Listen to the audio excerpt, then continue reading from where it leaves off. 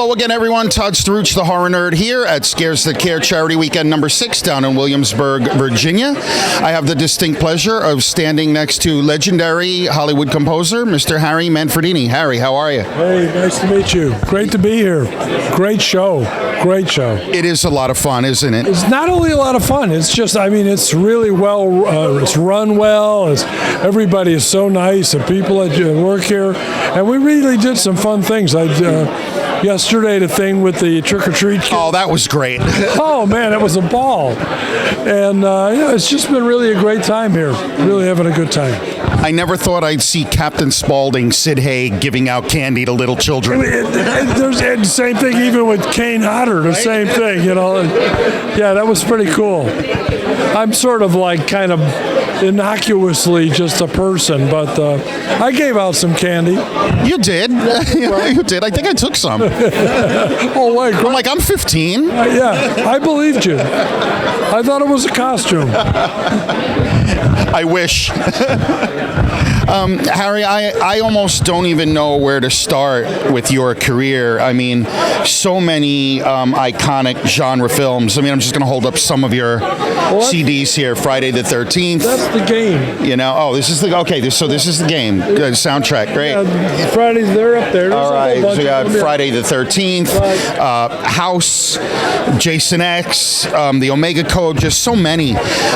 Is music something you wanted to do from a very early age? That's absolutely right. Yeah, it's something I always wanted to do. I was afraid for a long time. I gave up a few times. And then I just got lucky and things took off. I was going to school in New York at Columbia and, ran into the right people and started doing commercials and jingles and record dates and things like that. I mean, when I was really young, 15, 16, I was playing record dates in Chicago. And I always wanted to do this, but it's, composing can be kind of scary. And it took me a long time to get past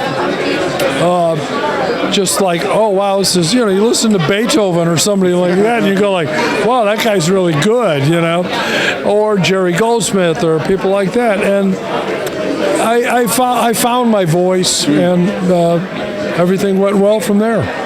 Yeah, I'll say. Out of your many projects, is there any soundtrack that really gave you difficulty, where you were struggling to get through it? Not really that kind of thing. Like, it was so hard to write. Somehow or other, I'm blessed with this sort of strange thing that I pretty much hear music all the time. And even when I was a little kid, and this is sort of like what got me going there, was that I kind of imagined music all the time. If I was reading something, I heard it. If I was playing, I was scoring whatever I did at the time. So I'm always thinking about something. The only, I think somebody asked me one time, like in the Friday films, which one was the hardest one to do?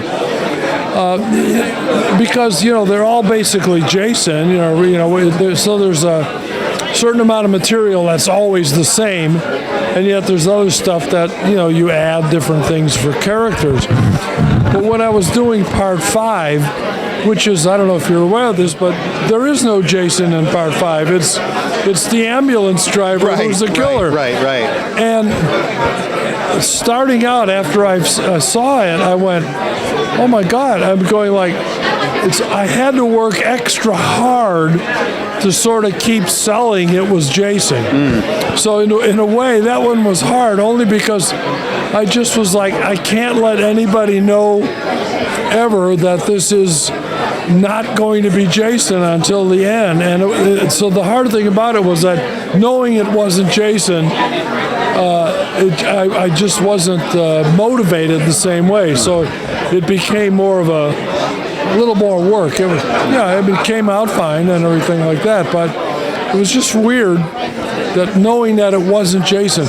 Usually when I work on, especially a horror film, not so much like I do Lifetime films and I do all kinds of, regular dramas or even comedies. I like to watch the film when it's done. I don't like to I don't want to see a script, or I don't want to see a partial cuts or different scenes, because it's important that when you're writing the film, the music to the film, it's important to get that first, visceral feeling of the movie, so that because when you see it, you're only going to see it once. I'm going to see it like 500 times.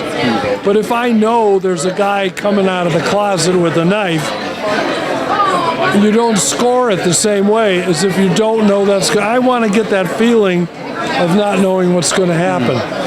So that's what, like I said, what happened in Friday 5 was I already knew it wasn't Jason. Right. So the whole thing became like a much harder effort. But it's one of the ways I like to score, because in a film like that, I have to know what's working and what isn't working. And the only way you can do that is getting that first shot at the film. Right. It's a good question that you asked. Oh, thank you.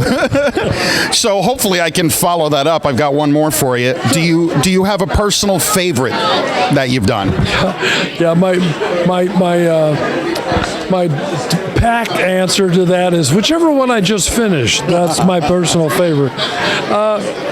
They're all different, and they're all different they're like different people to me. The Friday series, like I said, is, there's that core sound that is Friday. But the fun thing about the Friday thing was that there was enough time between each one of them that I picked up a new piece of gear. Oh, I got a new this, or I got that, or I got this other thing. And as soon as I got the new thing, I'm going like, oh, wow, I can use that. I can use this sound. So, like, each Friday became its own little thing only because of the new gear. Right. If I had to pick about ones that were fun to write, I would say House and House 2, just because when you get to write for a baby pterodactyl or a worm dog and things like that, So just the thing the film was made of made it way more fun to write. Same thing with Deep Star 6, underwater, there's monsters. This movie here, and people don't really know Time Master, it's a great little movie. This is, by the way, Michelle Williams as a little girl. Oh, wow. The first movie. And it's a story about a young kid who's an orphan, and he goes back in time to try to find his parents. He always finds them, but they're not his parents at the time. But he goes to the prehistoric, he goes to the Wild West, he goes to space, and he keeps moving through time. So you're writing all actually into the future. He goes as well. So, again, a whole smorgasbord of different kinds of music you get to deal with. Whereas, again, in Friday, the plate is already set. You know what I'm saying? Gotcha. Yeah. Yep, totally understand. Harry, thank you so much for giving me a few minutes. I truly appreciate for the insights. It is. And I wish you much success in all your future projects. Have a great rest of the weekend here at Scares That Care. Harry Manfredini, everybody, here at Scares That Care Charity Weekend number 6 in Williamsburg. We'll see all of you, we'll see all of you in the next interview. Thanks, man.